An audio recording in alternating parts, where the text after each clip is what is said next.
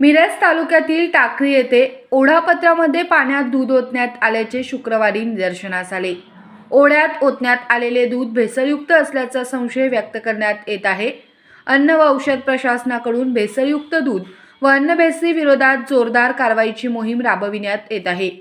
या पार्श्वभूमीवर कारवाईच्या भीतीने ओढ्यात दूध ओतून देण्याचे कृत्य करण्यात आल्याचा संशय ग्रामस्थांकडून व्यक्त करण्यात येत आहे। ओढ्याच्या पत्रामध्ये दूध ओतल्याने ओढ्यातील पाणी पांढरे दिसू लागले होते।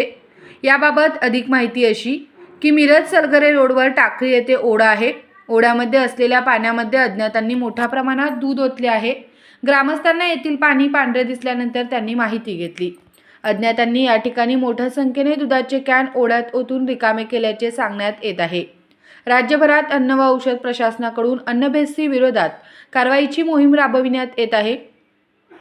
2 दिवसांपूर्वी मिरज तालुक्यातील सलगरे येथे दूध भेसळ करणाऱ्या दोघांविरुद्ध अन्न व औषध प्रशासनाने कारवाई केली आहे।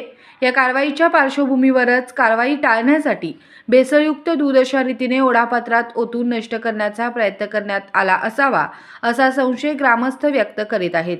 या घटनेमुळे टाकळीसह परिसरात खळबळ उडाली आहे।